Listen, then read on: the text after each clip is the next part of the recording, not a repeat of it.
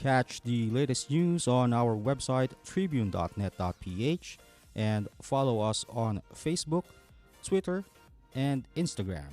You can also subscribe to our YouTube channel, Tribune Now. The Daily Tribune is one with the nation in facing the COVID-19 crisis, and in line with this, the Daily Tribune digital edition and press reader is now available for free online. You can also download the Daily Tribune app on Apple Store for iOS users and Google Play for Android users to get the latest and most comprehensive news online. Daily Tribune is also inviting everyone to join its community Viber Katribu to get updates on the freshest and hottest news and entertainment stories of the day. Tarcito emoticons are also available on our community Viber.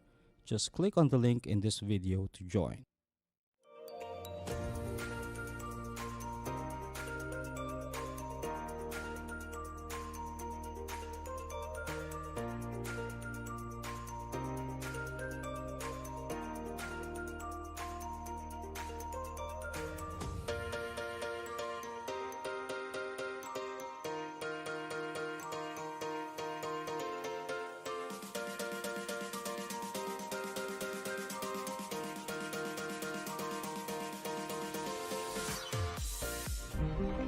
Hello everyone in Katribu. I'm Dina Ventura. And I'm Francine Marquez. And welcome to PairFect.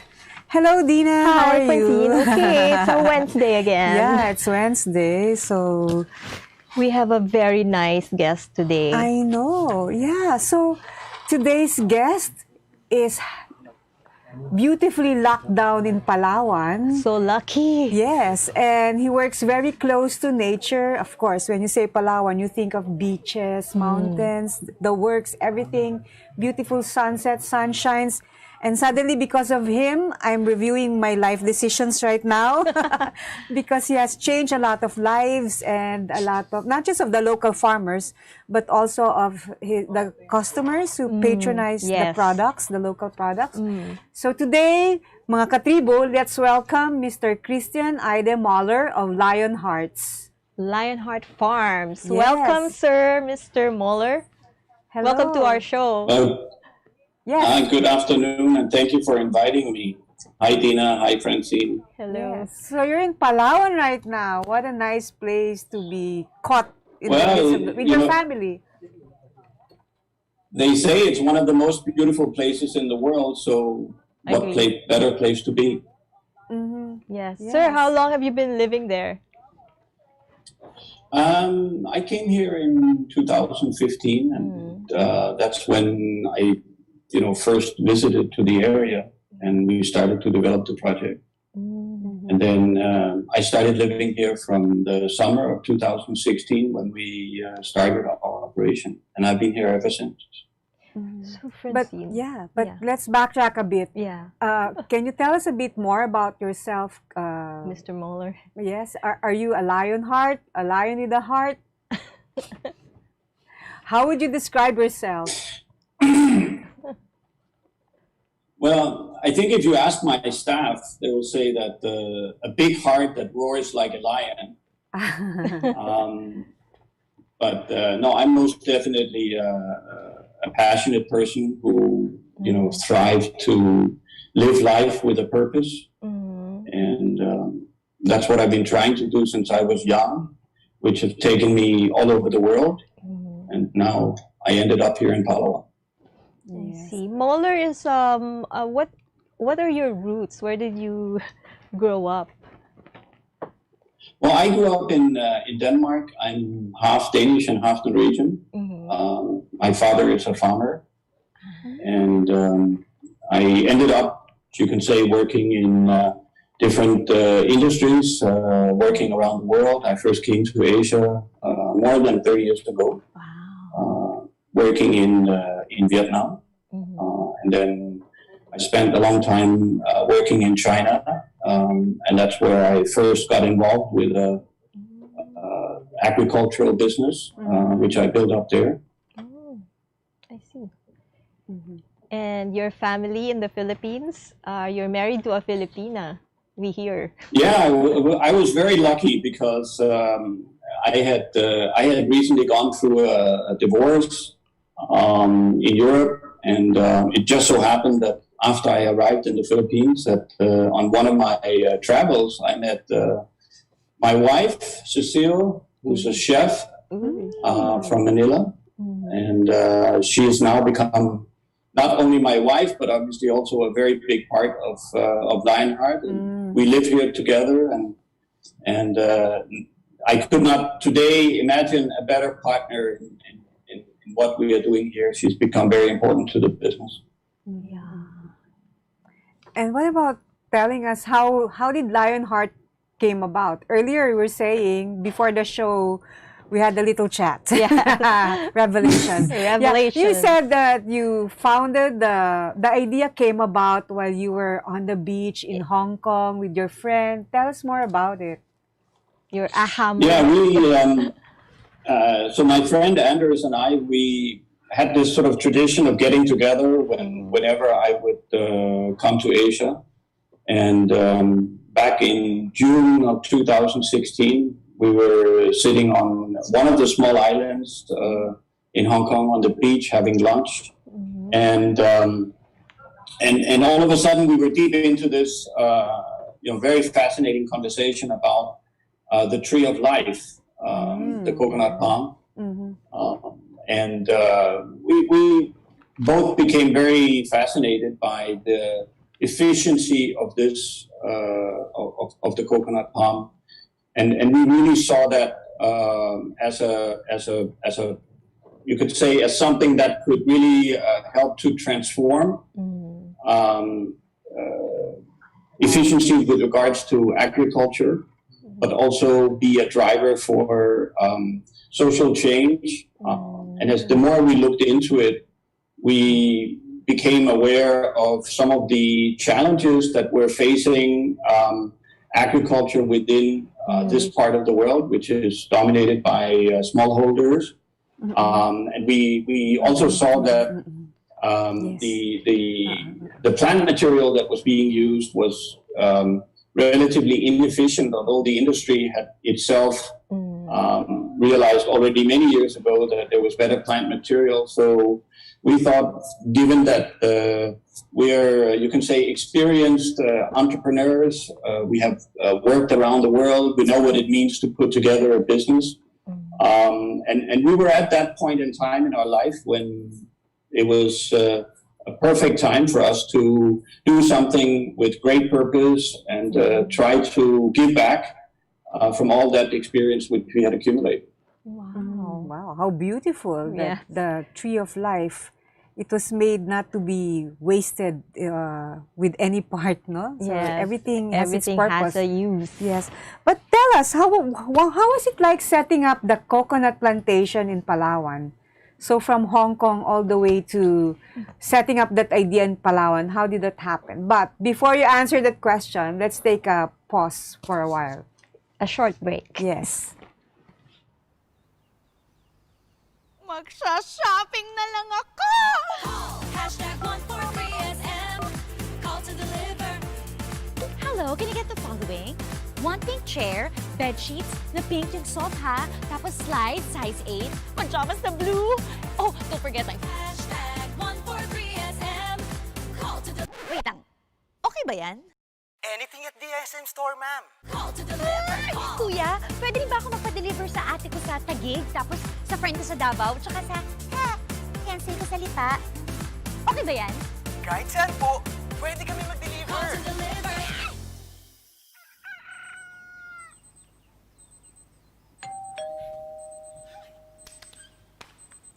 Call. Hashtag 143SM.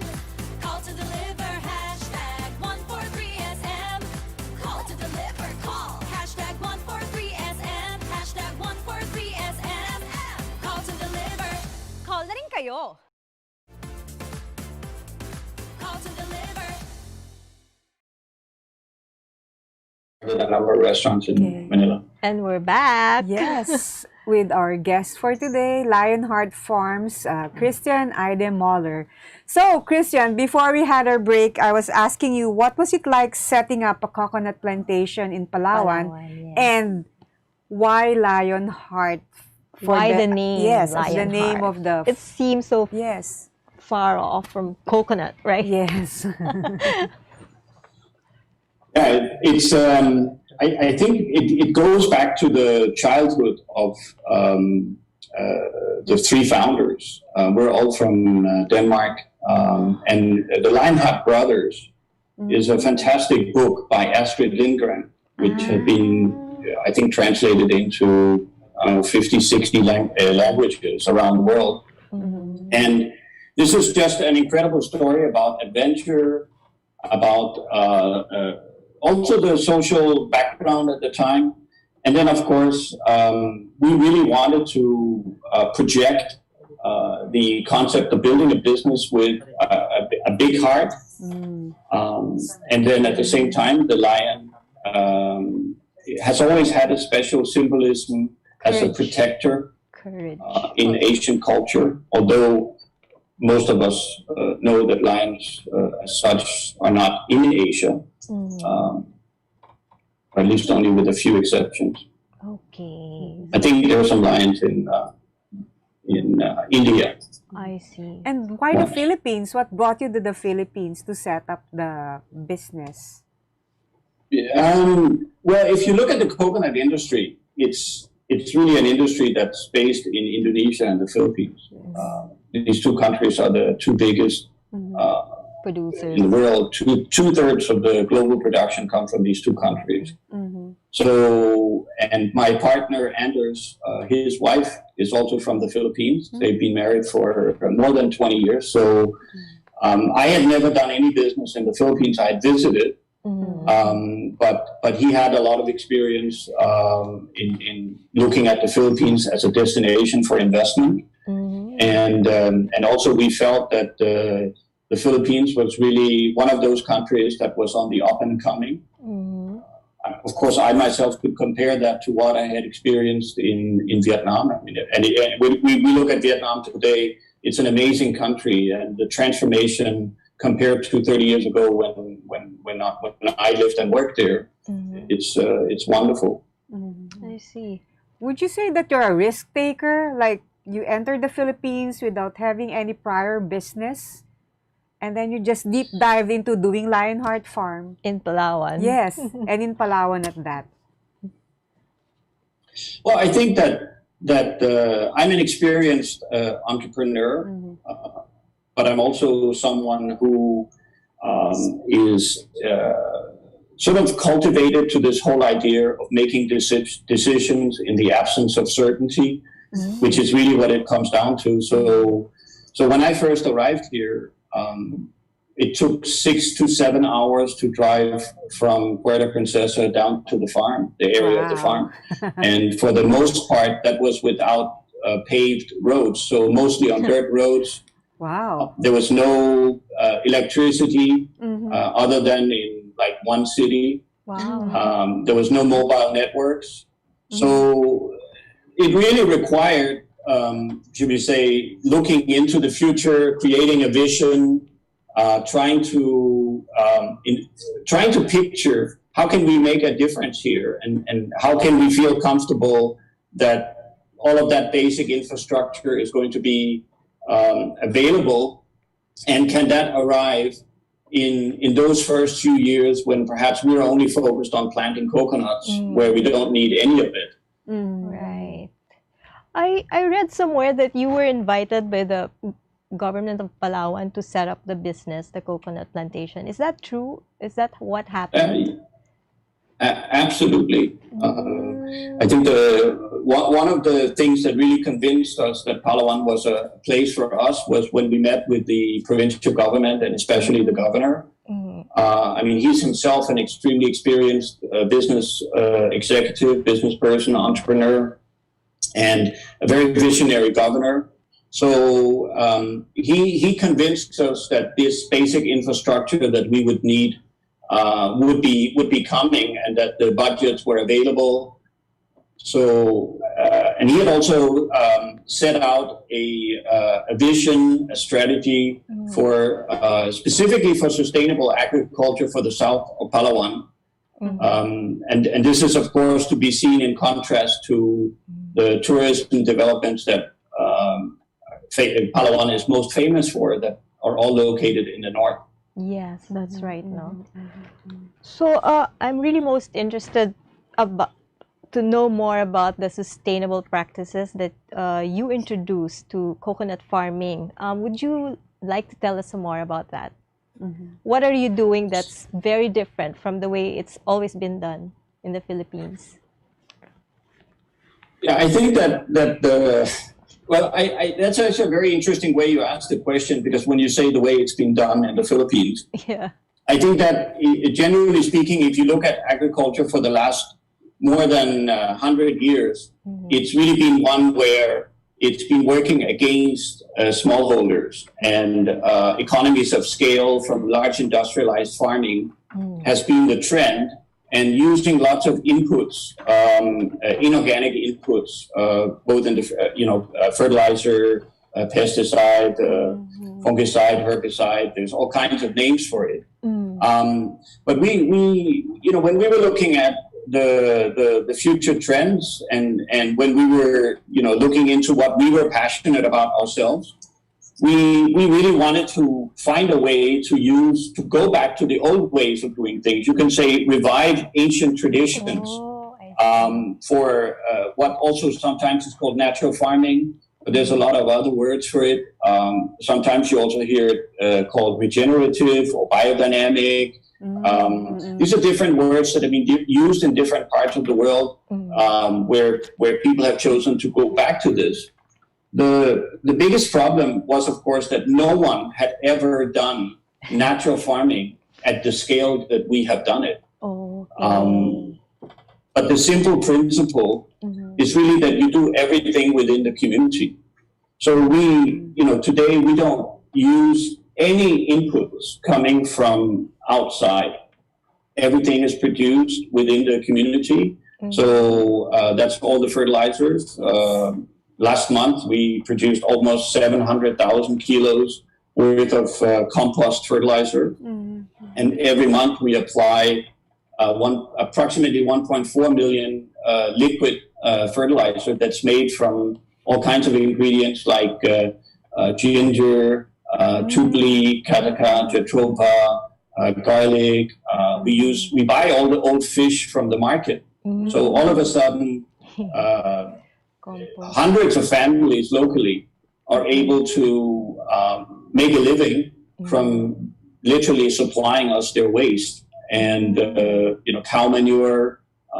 So that's the principle behind this. And then we have the understanding of the chemistry, the biology, to convert all this into those nutrients that's needed by the palms. So would you say that's green composting in a way? Because you just make use of natural ingredients, or is it differently called?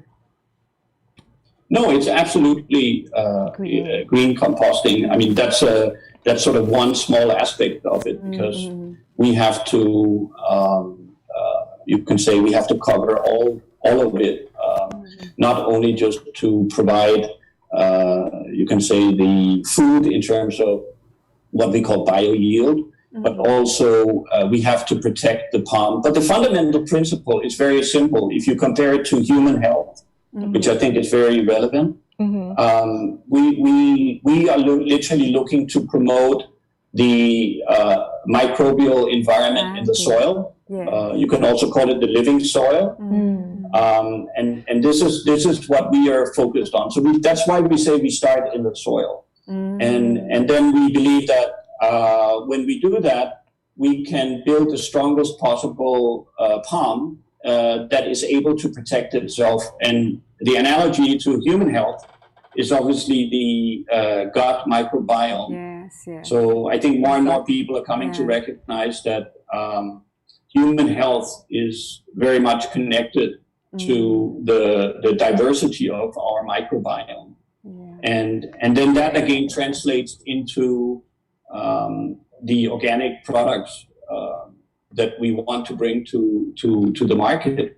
And this is organic in a different sense than perhaps what many experience in other businesses, because organic can also just be organic by default. Just simply the fact that you never did anything, and you could become organic certified. But we're actively managing from the soil and all the way through the supply chain to the finished product. Nice. Start to finish. Yeah, so it's like drinking our probiotics every day for gut health, right? Yes. Yeah, that's actually most of these ingredients you can drink it. So Really? it will have the same beneficial impact on your microbiome in your gut as it will on the plant. And we also learned that the Lionheart farm is employing the Korean natural farming protocol. Can you tell us more about it? Yeah, natural farming, specifically Korean natural farming, has been promoted in the Philippines for many years. One of its advocates is a gentleman by the name of Andrew Lim from Davao, together with his wife, Jody. They do this to small farmers. And Andrew and Jody have visited many times and also provided us with inspiration in the early days. And then we have sort of looked at, okay, what is it we can use to try to achieve our objective of doing this in a very large scale. I see. But basic question. I think I just want to ask, how big is the property? The plantation. Yeah, we hope to plant somewhere between 3 to 3,500 hectares, and we will be at around 2,000 hectares this year. You were talking about soil earlier, and I was wondering, because you developed this in Palawan, is this technology something that can be applied in other parts of the Philippines? Absolutely.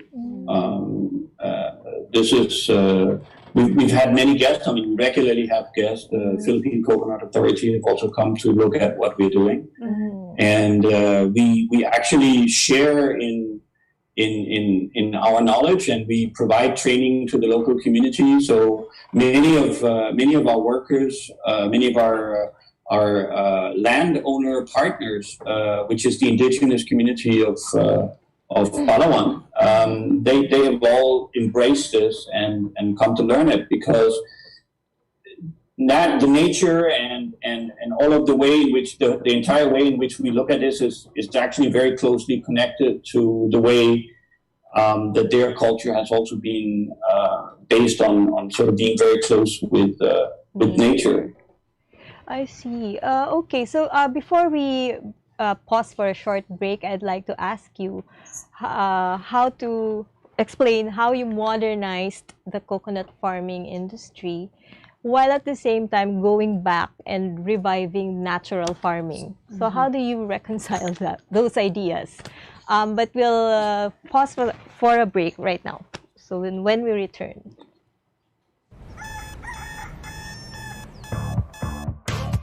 Click, click, that's it. Never thought self-service can be this slick. Modify plans in a snap, walang hirap. It's a wrap, just tap the app. Now you can check, view, subscribe, renew. Help and support for you. Out with the Ring Ring app, sir, the in thing, you know what to do. Globe at home and Globe One, all in the Globe app na yan. Self-service and easy to use, mas okay tayo dyan. Globe at home and Globe One, all in the Globe app na yan. Instant response, no hold time pa, wala nang hintayan. Download Globe at Home and Globe One app, all in the Globe app na yan. Download the Globe One and Globe at Home apps from Google Play Store and Apple App Store now. Download Globe at Home and Globe One app, all in the Globe app na yan. And we're back. Before we're going coconuts today, Dina, Yes. with our guests. I'm getting hungry at all that talk about organic sugar and buko syrups. juice to Yeah. refresh us. Before we pause for a short break, we were asking Mr. Moeller how to explain how he modernized the coconut industry because the company Lionheart Farms has been recognized for such an achievement. So, sir, Mr. Moeller. That is actually a fantastic question, and I think it's one that's super relevant for the Philippines, but also from many other aspects.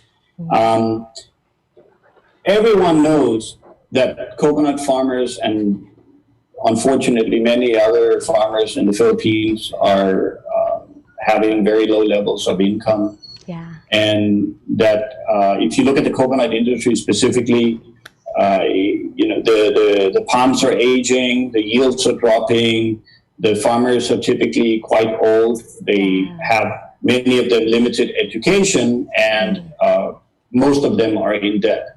Especially when I've been really amazed when I see the sort of 5-6 here and the grip that it has on many small farmers in communities like this. So the approach that we took was really based on what you could also say are principles that are well harmonized with the traditions of the indigenous people, which is really to cultivate together. That's what the indigenous people call tabang, which is helping each other, the concept of mutual help. Tabang. So they provide their land, and then we provide the management, the technology, the capital to build out, and the access to markets, and then we also share in the harvest. So this is they call bagi, and we have worked very hard on trying to make sure that we can have what we call parity in exchange or gantik.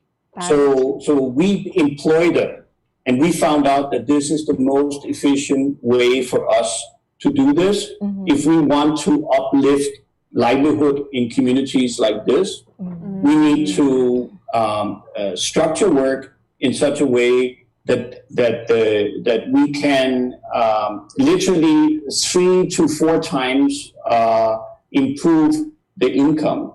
And that's what we've been able to do. And well, happy to say that today, we see a significant improvement in the local community, and income levels have been increased very significantly. Very nice. I guess that's also great motivation for our local farmers, no? Actually, I'm from Laguna, and I know all the products related to coconut trees, like from the ubod for the lumpia, and then buko juice to refresh us. But tell us more about Lionheart Farms' product called Coconut Flower Water, which aims to create 0 calories and 0 carbon footprint for the environment. It's an interesting product. Well, it is a very exciting product, and although it was not really a product that we had originally in mind, but sort of following in the same approach of sustainability, we always look for 0 waste. So when we looked into our production, we realized that we had this water that we harvest from the flowers of the coconut palms, and we started asking ourselves what are the benefits that are connected to that water, and then we realized that we would actually be able to make a fantastic, very delicious beverage out of it. Wow, what's And that? and this is an alternative to coconut water that all of us drink, which comes from inside the coconut. The shell. But this is literally the water harvested from the flower of the coconut, and you could say that this is the other side of the same, which is the syrup.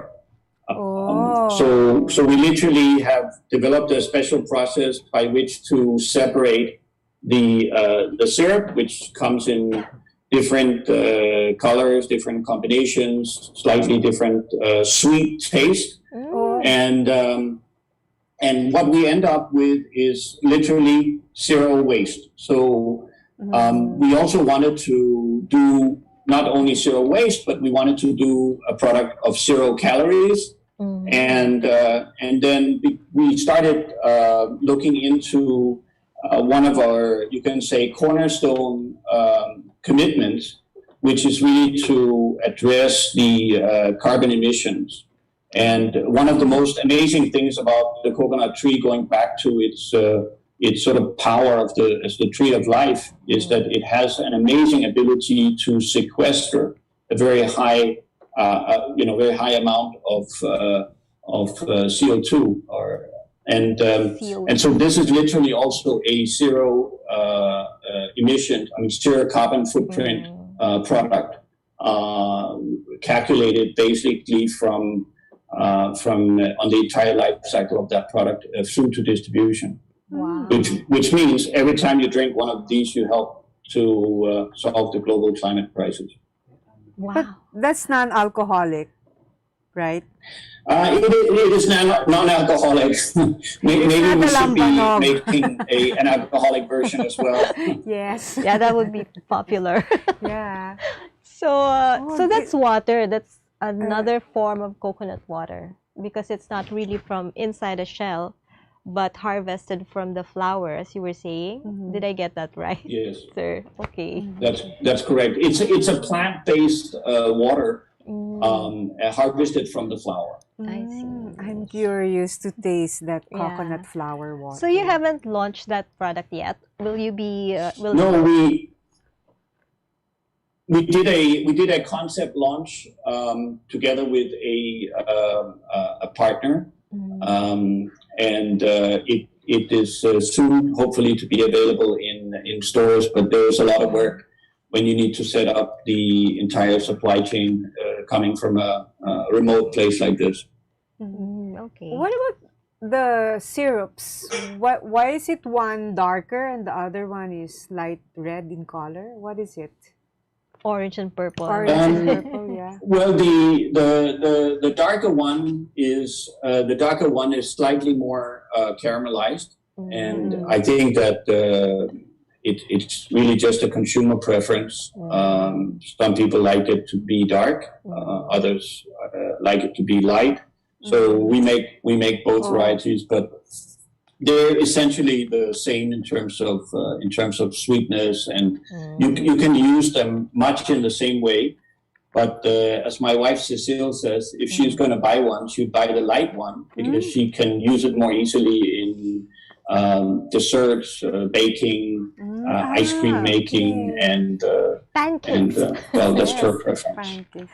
And we see other bottles beside you. What are they? We're very curious. Maybe it's time to bring them out. Yeah, this is what I think is a really fantastic product. This is coconut aminos. Yes. And we actually make three different, or we have developed 3 different varieties of this. So this is the variety which is meant to be a substitute for soy sauce.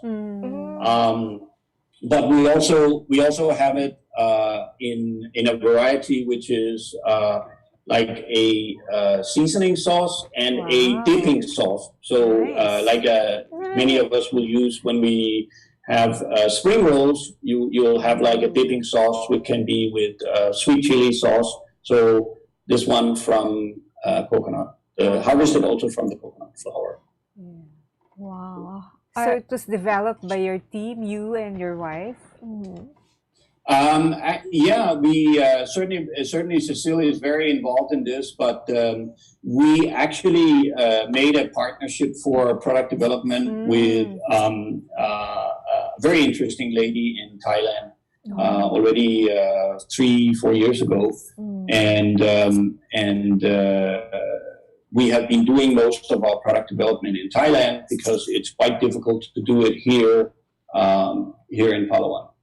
But the whole idea is, of course, that as we can then transition this development and apply it here, that's how we do it.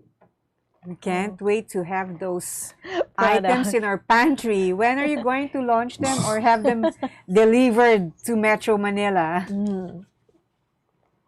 Well, it was supposed to have been a few months ago, but the COVID-19 has Delayed. delayed things a little bit. So it's literally about to hit the stores, and we are now harvesting every single day, and we are very excited to be able to bring these products to the market. Yeah. Wow, bring them over soon. We're very excited. Get ready with your pancakes. Yes. And all the things that will cook with the liquid aminos. Yes. It sounds delicious. Yes. So And those dipping sauces. yes, Mr. Moeller, I was wondering about the role of the local government of Palawan because they invited you to develop coconut Yes. plantation there. And I suppose you've been in constant collaboration with them and also sharing your knowledge about the modern farm practices that you've developed with your company. So what has been the response of the mayors and the local government to how you've dealt with the challenges of farming in the Philippines? Well, yeah, I think that the challenge is really about sustainable development, and using sustainable agriculture is sort of one of the ways in which you can deliver that sustainable development, and especially the south of Palawan. Really have not seen much in terms of development within this area. So I guess that was also the reason why the government, and especially the governor, was very clear in his strategy for this. And we have been really well received. We have been working very, very closely with them, and we started in a small area of Rizal, which is the municipality we're in 3 barangays, but very much spurred on by the encouragement of the governor, but also of local mayors. We are today in 14 barangays across the south of Palawan, and we expect to add at least 2 more municipalities within the coming year. And so, yeah, today we employ more than 1,200 people, and then on top of that, of course, many hundreds of families as part of that supply chain, which is connected to the sustainable approach. So I think the way to look at this is that if you want to deliver development in a responsible way, it is very difficult to do this if it is not done in partnership and with good understanding between government, stakeholders in general, the community, and personally, I believe that private business is perhaps more adapt to on the execution side and on the management side, especially. But aside from sustainable farming, part of Lionheart Farm's mission is to help alleviate poverty and to provide food security for farmers. How are you satisfied about this aspect of the mission of the company so far? Well, the poverty level here is more than 60%, and it's really very, very high. And there's a very high level of illiteracy, and there are many other problems. And when I compare today to say 4 years ago, it's a huge transformation. And I mean, every day when I walk out in the farm, I see so many happy people. The stories that they're able to tell me about how they got out of debt, how they've been able to send their children to school, how they're able to eat 3 times a day, and many stories like that every single day. And this was always part of our commitment. It was part of how we wanted to build this business. So we've been working with everything from malnutrition programs to educational programs and other activities. So it's I couldn't imagine a better thing to be doing, and I'm certainly not going to go anywhere else. And I'm super excited about being here with my life. Wow. She's really putting heart into this whole coconut farming business. And being true to the purpose of the Tree of Life, providing livelihoods for the local farmers, especially at this time. Tree of Life. What an inspiring story. And I think it's going to be very inspiring for a lot of people are going into farming right now, Francine. You were just you just wrote a story about one who also put up his own farm in Davao. Yeah, the Department of Agriculture has been reporting that our farmers are aging, but there's a new generation who are suddenly getting into farming, the millennials. And the beauty of it is that they're all technologically savvy. They do digital transformation. So in a way, they're merging old farming practices with the way modern technology. Yeah, with new ways of marketing fresh products. Right. From their farm to our homes to our table. So, sir, Mr. Moeller, what can you say to all these young farmers or people who would like to get into the farming business? I'm sure you've inspired a lot of our viewers right now, just telling your story about Lionheart Farms. Well, the first thing I would say is that I think that you're absolutely right. There's a lot of young people out there who are incredibly smart. They're very passionate and they want to make a difference. And I think the opportunity within agriculture, food production, and I would connect that to climate and social development. So you have to embrace all of this. And when you do that, the reward for you at a personal level will be very, it'll be incredible. You will love it, and you will never want to do anything else. Everybody can do this. You don't have to do it at our scale. All the techniques that we use can be used from a few hectares, and it can be used on all kinds of different crops. And I think that the market is going to be with you. And I think that COVID-19 has taught a lesson to the world that is about health. And I think that the next big wave that we're going to see is really going to be about addressing climate change. And part of that is really addressing the social challenges for the poorest of the poor. And there's no better way to do that than with agriculture. Very well said. Yeah, we totally agree with that. Yes. I think agriculture is what will really boost our industries right now. It's what we need right now after the pandemic. Yes, after the economic shock that we experienced. It's really agriculture that will save us. It's Mother Earth that will save us. So let's be kind to the ground where we live on. Right. So with that, thank you, Christian Eyde Moeller, for sharing your insights with us today at PairFect. Thank you. And this has Thank been you, Tina. Thank you, Francine. This has been Dina Ventura.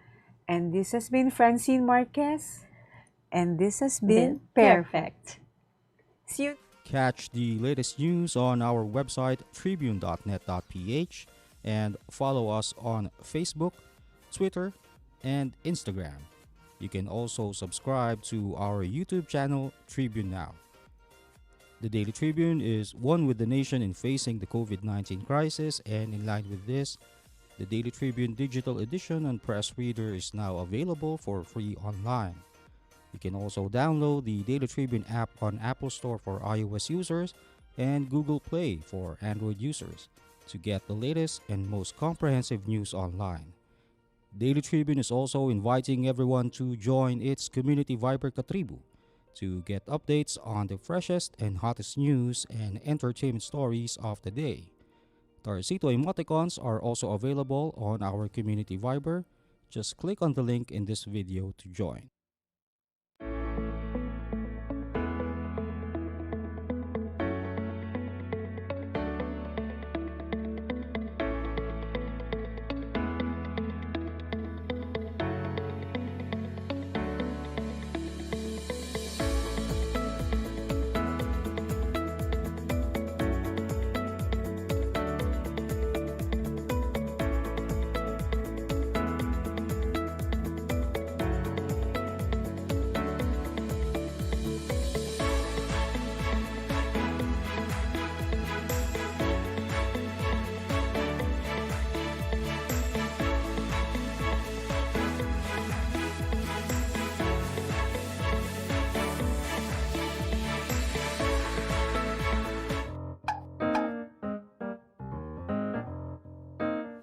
Ang Philippine Offshore Gaming Operators o POGO ay isang legitimate business entity na nagbibigay serbisyo sa offshore gaming para lamang sa mga manlalarong nasa abroad sa pamamagitan ng internet. Ang mga serbisyong handog nito ay katulad ng casino games at sports betting na pwedeng laruin kahit wala sa casino. Sa Pilipinas, walang POGO operators. Tanging POGO service providers lamang dahil nagaganap ang mga laro sa labas ng bansa.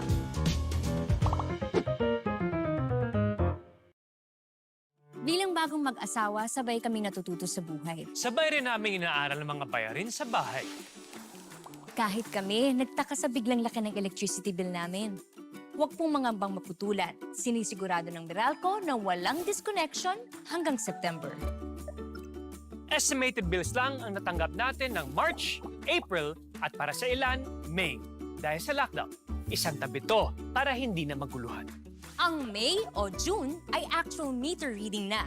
Kung May nagka-actual reading, ibabawas dito ang huling reading bago mag-ECQ. Yan lang po ang ating babayaran hanggang 3 buwang konsumo. Kung estimated reading sa May at June nagka-actual reading, ibabawas din dito ang huling reading bago mag-ECQ. Yan lang po ang ating babayaran. Hanggang 4 na buwang konsumo, walang labis. Tandaan, kung ano lang na konsumo, yun lang ang babayaran. ako po si Mateo G. At ako naman po si Sarah G. G? G!